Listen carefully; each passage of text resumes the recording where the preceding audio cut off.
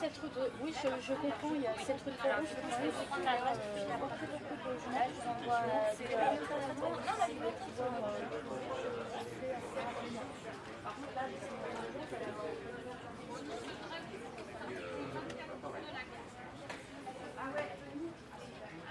Ils ont sollicité le dispositif Appui aux relations sociales, qui est un dispositif porté par le ministère du Travail et l'ANACT et son réseau d'ARACT, et qui a permis de travailler justement les relations sociales entre direction et IRP, de façon à pouvoir aborder des négociations dans un contexte renouvelé par rapport aux échecs précédents. Sans cette étape où ils devaient réapprendre à se faire confiance et à travailler ensemble, ils savaient que le dispositif, les négociations allaient avorter. C'est dans ce cadre-là que Arezo a commencé à reconstruire cette capacité et finalement s'est poursuivi dans les négociations.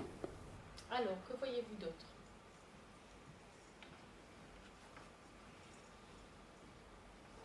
Oui, dans le dialogue social. Ouais. C'est dans la dernière rubrique, non?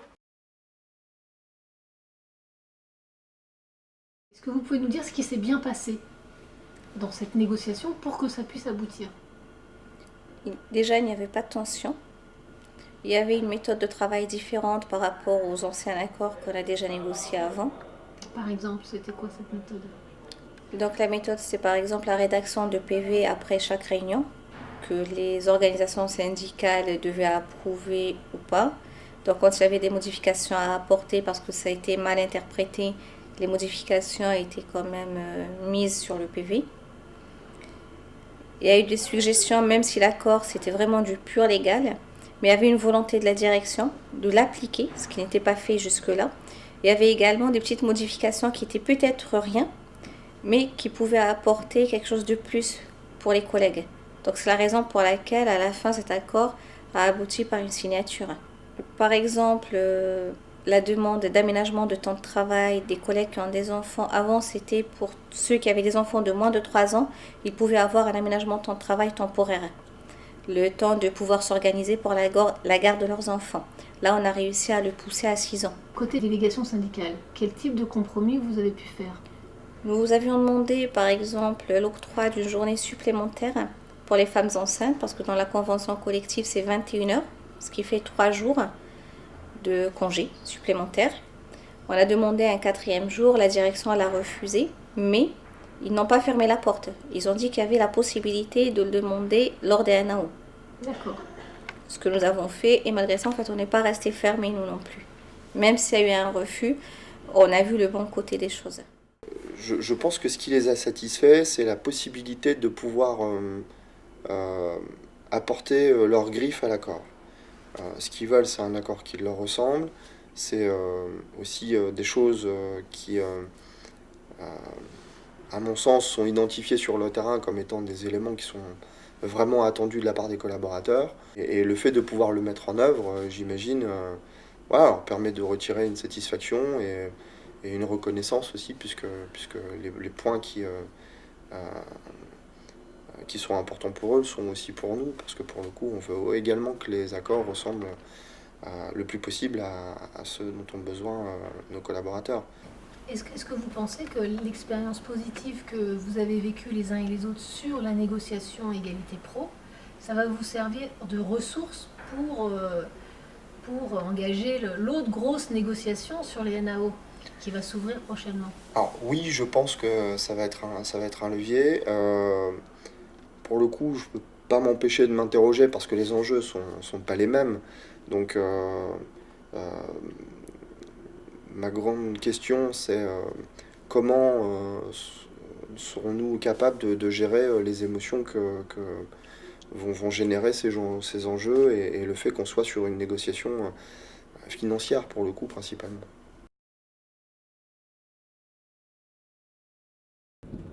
Donc cette année, on a signé l'accord NAO, donc négociation annuelle obligatoire, parce qu'il y a eu un échange constructif. Il y a eu également de réelles négociations. C'est-à-dire qu'on faisait des propositions, la direction faisait des contre-propositions. C'était pas figé, on n'avait pas un mur devant nous. Beaucoup de personnes, quand ils entendent NAO, c'est qu'est-ce qu'on a qu'est-ce qu'on va avoir. Mm. Mais combien d'argent il y a, quel est le bénéfice, comment on va pouvoir le diviser, où on va l'injecter. Il n'y a pas que la paye et l'augmentation de salaire, il y a plein de petites d'autres choses à rentrer en compte et qui fait que c'est compliqué. C'est assez compliqué, c'est très compliqué. Complexe. La direction est revenue vers nous avec les propositions que l'on leur a fait il y a 2 semaines, il y a 1 semaine en arrière, avec un chiffrage. Puis après, sur le coup, on s'est rendu compte par rapport aux revendications des collègues que finalement, ça n'allait pas être dans l'intérêt collectif ou ça ne sera pas intéressant pour la majorité des salariés. Du coup, à la dernière minute, on leur a demandé de faire un autre chiffrage.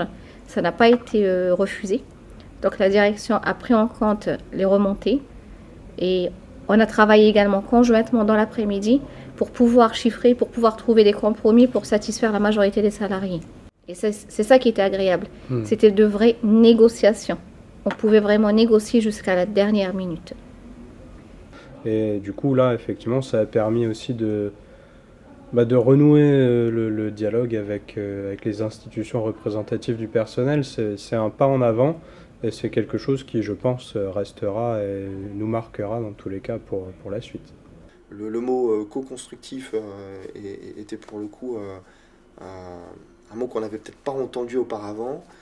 Constructif aussi, c'est quelque chose qu'on a moins entendu. Et là, pour le coup, ça a presque fait l'unanimité. Donc c'est bien la preuve qu'on a fait un grand pas en avant et que la séance a été en tout cas bien vécu. Il y avait du chiffrage, c'était plus de l'approximative. On avait connaissance de l'enveloppe dont on disposait justement pour pouvoir négocier. On n'a pas eu de refus pour chiffrer et rechiffrer à plusieurs reprises les propositions. Je pense effectivement que la simulation est essentielle dans la méthode, justement pour pouvoir comprendre les tenants, les aboutissants, la faisabilité aussi des projets qu'on peut avoir. Là, c'est la première fois où on était vraiment acteur dans la distribution. Qu'est-ce que la direction a gagné? La paix sociale, le fait que les salariés se remotivent. Donc un salarié qui vient le matin, il n'a pas la boule au ventre, ça fait moins d'absentéisme.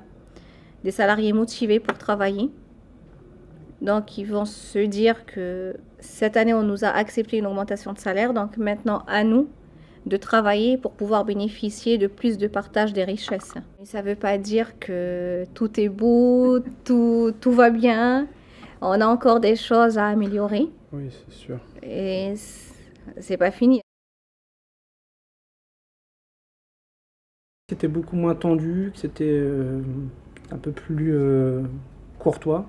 L'année dernière, on avait une direction qui était fermée complètement et qui voulait rien entendre, alors que là, ils nous écoutent, ils cherchent des solutions. Elles sont parfois pas les bonnes, mais après, ils reviennent avec des propositions qui sont plus convenables.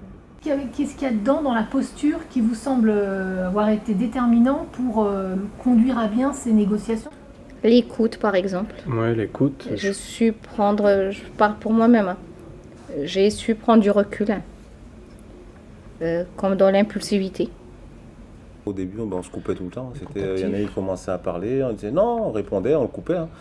Là, on est plus dans l'écoute, le dialogue, l'échange. Le dialogue, échanger, laisser l'autre parler. Après aussi, ça dépend de la posture des interlocuteurs. Si je sens que vous êtes ouverte à la discussion, je peux même vous raconter plein de choses depuis que j'étais tout petit. Mais si vous êtes fermé à la discussion, on va pas aller très très loin dans la discussion, c'est comme ça. Enfin, je pense qu'il n'y avait pas de règles avant ça, ou alors elles n'étaient pas respectées.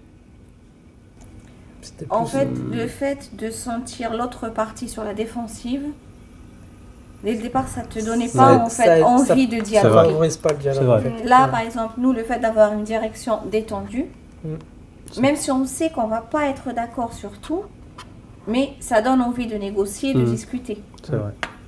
Effectivement, pour pas blesser l'interlocuteur, il faut mettre les formes.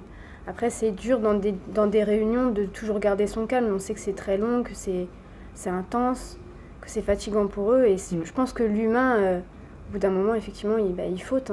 L'erreur est humaine. Donc, Notre comportement a changé, on est moins sous la défensive. On va plus écouter jusqu'au bout.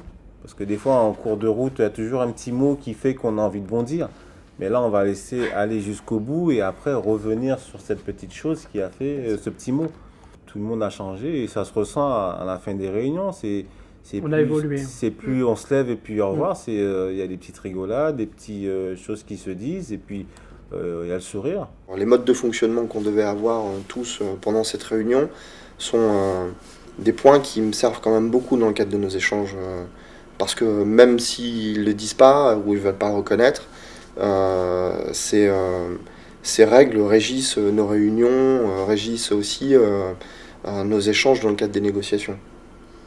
Donc c'est aussi ce qui a aidé à nous mettre dans une posture peut-être voilà, d'échange, d'écoute et d'apaiser peut-être aussi un peu les moments difficiles ou les moments de tension. Avant, ça montait très vite dans les tours et là je pense qu'aujourd'hui le fait qu'il y ait quand même un peu de retenue, même s'il y a encore quelques envolées lyriques parfois, ça m'aide beaucoup dans le cadre des négos et des échanges. On a vu que la forme, c'était quand même l'obstacle majeur. On a vu que, par exemple, certains représentants du personnel qui avaient le verbe « haut », et qui utilisaient des termes qui, pour eux, signifiaient quelque chose, mais pour leur interlocuteur de la direction, signifiaient autre chose. On a vu que ça débloquait quand même. Le fait qu'ils comprennent que ça pouvait être humiliant, que ça pouvait être défaitiste, voilà. Mais on a mis quand même un petit moment pour qu'on arrive à ce qu'il y ait des progrès qui soient faits à ce niveau-là. Du côté de la direction aussi, je pense que le fait qu'ils entendent certaines choses et qu'ils soient obligés de les entendre, puisqu'on les met quand même dans une condition d'enfermement. Donc là, ça peut être très rassurant pour leurs représentants du personnel de savoir que ils l'ont entendu, enfin ils l'ont entendu, voilà. Et toujours si on revient sur les conditions de réussite de cette négo, tu avais pointé ce matin l'importance du temps. Ça montre une considération vis-à-vis de l'autre. Si on dit à des représentants du personnel, voilà, on a 2 jours ou 3 jours pour négocier, on fait une réunion, on a 2 heures, l'échec est flagrant, il est là, obligatoirement. Si on met un calendrier un petit peu plus long, qu'on laisse le temps peut-être d'organiser une réunion supplémentaire qui n'était pas prévue dans le calendrier pour faire aboutir un point, les représentants du personnel sentent quand même qu'il y a et intérêt et considération. Une des conditions de réussite de la négociation, c'est effectivement de traiter les problèmes de fond et de ne plus se laisser arrêter par des problèmes relationnels.